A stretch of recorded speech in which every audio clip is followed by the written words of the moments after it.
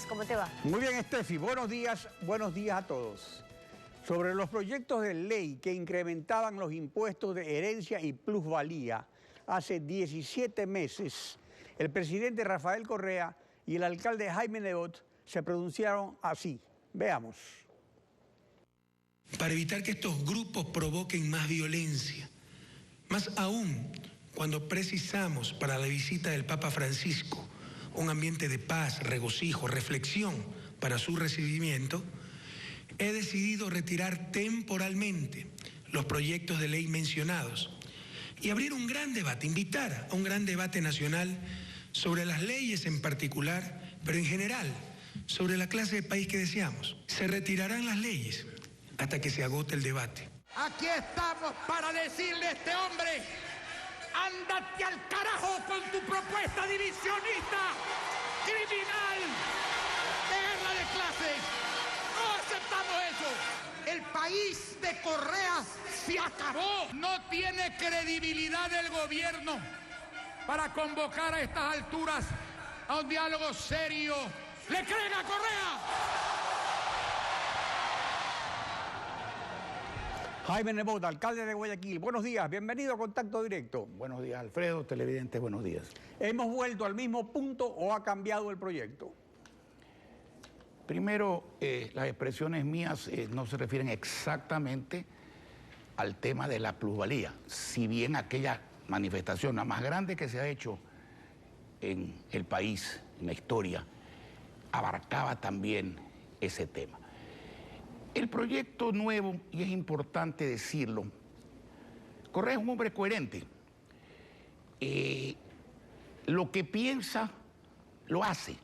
El problema es que la inmensa mayoría de los ecuatorianos que rechazamos este tipo de cosas, creemos que está equivocado.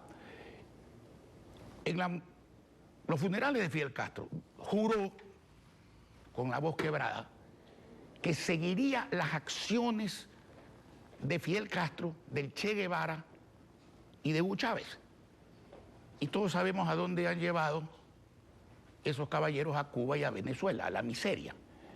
Y respecto de lo que él llama plusvalía o ganancia extraordinaria, yo no he sabido que las ganancias sean ordinarias o extraordinarias, son ganancias, tributan o no tributan, pero son ganancias. Él ha dicho que la diferencia entre el valor de compra y el valor de venta, cuando a juicio de él es extraordinaria, pertenece al Estado, no al dueño del bien. Eso es lo que él cree. Claro, ese es un principio del Foro de Sao Paulo. Y entonces, eso es lo que traduce en sus leyes, donde cree que el esfuerzo y el ahorro y el derecho de prosperar de la gente, del pueblo, es ni siquiera del Estado, sino del gobierno, que lo usa como bien tiene. Este proyecto nuevo perjudica a todo el mundo. No es un proyecto para evitar la especulación, es un proyecto para evitar la prosperidad de la familia ecuatoriana, para asumir a la gente en el desempleo, agravar el desempleo. A ver, vamos a analizarlo. Y vamos a analizarlo exactamente, claro. Por ejemplo, según la exposición de motivos del proyecto de ley para evitar la especulación sobre el valor de las tierras, dice que el Estado se encuentra imposibilitado de recuperar parte de las inversiones que ha realizado. Pero para esa recuperación existe la contribución especial de mejoras que cobran los municipios a los predios beneficiados por una obra municipal. Y en caso de que esas contribuciones no incluyan a las obras que realiza el gobierno nacional, la solución lógica no sería incluir en las contribuciones especiales de mejoras a las obras del gobierno nacional y que se recupere la inversión. Bien que usted haya tocado este tema, Alfredo, porque una cosa muy distinta es que, por ejemplo, en el medio de una gran extensión de terreno utilizada para otros fines o no utilizada, el gobierno local o nacional haga una gran obra, una represa, un aeropuerto, etc. En ese caso es totalmente justo, y la ley para efectos de los municipios lo prevé y se aplica, que la mitad del beneficio que la obra gubernamental local, en este caso, cause, se convierta en un tributo que tiene que pagar el propietario. Y sería muy justo que el Estado ecuatoriano, el central, tenga el mismo derecho. Eso no tiene nada que ver con este proyecto. Este proyecto... Pero lo dice en la exposición de motivos. No lo dice en la exposición de motivos, pero en la parte resolutiva dice otra cosa. Claro, dice otra cosa. Entonces, ¿qué es lo que dice? Yo le voy a poner un ejemplo, y lo voy a poner con los documentos del SRI actualizados. He usado la computadora del SRI, es decir, del presidente Correa, de su gobierno, para darle los datos que le voy a dar. Aquí están los documentos que se los voy a dejar como de costumbre, porque el presidente dice una cosa los sábados, pero cuando firma las leyes dice otra, y cuando sus funcionarios, y en este caso los competentes como el SRI, se pronuncian, aquí están los resultados. Mire, todo el que vaya a comprar una vivienda, una oficina, un terreno, después del 1 de enero, si es que esta ley pasa, del año 2017, se va a ver afectado. Y voy a poner un ejemplo, no de grandes propiedades, para que no se diga que aquí estamos haciendo cálculos con valores millonarios, ni mucho menos, no. Del tipo de gente que quiere progresar y compra una casa, por ejemplo, de $40,000 en un programa del gobierno o en un programa del municipio. Si esa casa 4 años después la vende en $80,000, los $40,000 de diferencia, la ley los trata así. Hay una rebaja que hacen por concepto del costo del dinero, para hablar con simpleza, de aproximadamente 13,000 y pico de dólares.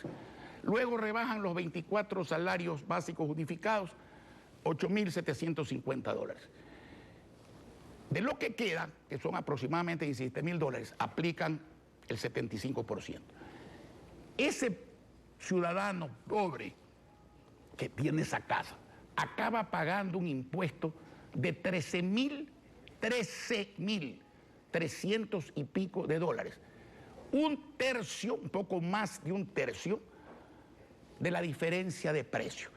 Y 4 veces más de lo que paga con la ley actual, que son $3,200. Y aquí dice todo eso.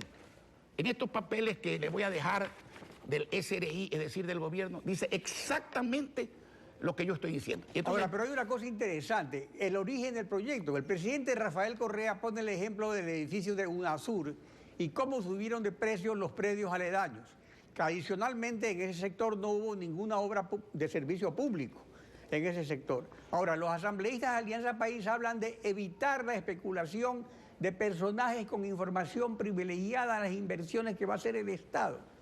Tenemos que, por otro lado, que además de las inversiones inmobiliarias pueden prestarse al lavado de activos de funcionarios públicos corruptos.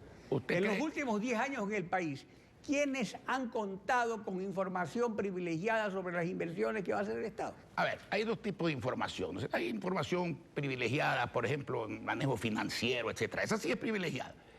Dígame, ¿usted cree que lo que sale en el periódico es privilegiado? El anuncio de que se va a hacer una obra, mire, por ejemplo. El aeropuerto de Guayaquil, hace 40 años que se sabe dónde va a quedar el nuevo, en Daular. Hace 40 años, salen todos los periódicos, hace 40 años. ¿Quién puede creer que eso o algo similar? El edificio de UNASUR, ¿cuántas veces lo dijo el presidente que lo iba a construir en la mitad del mundo? En todos los periódicos, en todos los canales de televisión. Eso es privilegiado. A que ellos no sepan cobrar es otra cosa. ¿Por qué no hacen una ley que es justa, sería justa, como las que tienen los municipios, que ya tienen estos impuestos? Porque ahora el cuento es, no, el gobierno no es el que quiere esta plata, son los municipios. No, el municipio de Guayaquil no la quiere. Nosotros no despojamos a la gente de su propiedad. Y ahora, además, cuando algo es inconveniente independientemente de quién es el ejecutor de la inconveniencia. Entonces, debían haber hecho una ley que digan, cuando el Estado hace una obra, el beneficio que causa a los propietarios, la mitad, como es la ley municipal, va al Estado en tierras y en plata. Ya, pero es que hay otro asunto también, esto del valor de las tierras. Por ejemplo, Pelucolandia, como lo llama Correa Samorondón, sería el mejor ejemplo contrario. O sea, las calles, las redes de luz eléctrica, agua y alcantarillado son hechas con inversión privada. Exactamente. Ahí hay una sola calle que hizo el municipio, que es la perimetral que se le hizo antes. No. Lo mismo ocurrido en Salinas, por ejemplo. Sitios de la más alta plusvalía en el país son esos. Ahí el Estado solo puso lo básico en redes generales y cobra por los servicios de luz y agua. Pero según este proyecto de ley, el que gana más de $8.700 debe pagar el 75% de impuestos por una ganancia que llama extraordinaria, así venda un departamento de 100 metros o un terreno de 10.000 metros. ¿Es justo? ¿Es lógico? A ver, paga el 75% de lo que se llama ganancia extraordinaria una vez deducidas las rebajas, como cualquier ley. Usted paga impuesto a la renta una vez deducida las rebajas de ley.